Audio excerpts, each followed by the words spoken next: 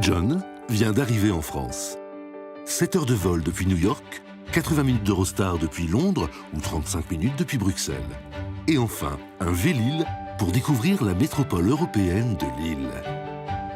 John fait partie des 12% d'étudiants internationaux, sur 64 000 inscrits, qui ont choisi la 3e région universitaire de France et la nouvelle université. L'ambition de l'Université de Lille et de ses partenaires, c'est d'organiser des passerelles entre les 11 domaines de formation en s'appuyant sur la pédagogie innovante de cette offre. Elle s'adosse à ces domaines d'excellence.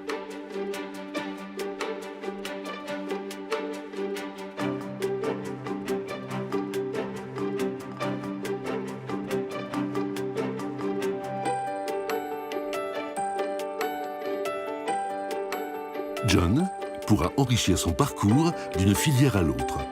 À l'issue d'une formation interdisciplinaire, il aura le choix de son insertion professionnelle dans les 170 parcs d'activités de Lille.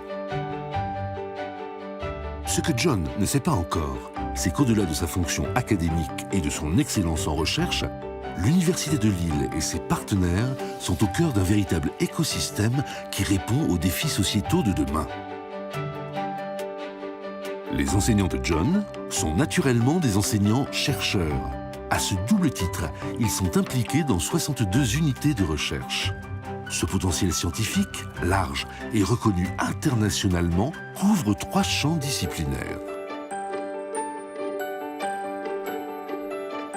Le fleuron de cette recherche a été reconnu d'excellence pour 5 laboratoires et 7 équipements. Leurs activités ont abouti à la signature de 700 contrats avec des partenaires publics et 320 contrats avec des entreprises privées. John commence à comprendre. Le monde de l'entreprise et les collectivités territoriales bénéficient autant du rayonnement de l'université qu'elles y participent. La métropole européenne de Lille, c'est 3500 hectares dédiés à l'activité économique. C'est la 3e région exportatrice, le 2e pôle d'investissement français et la 2e métropole pour les industries créatives.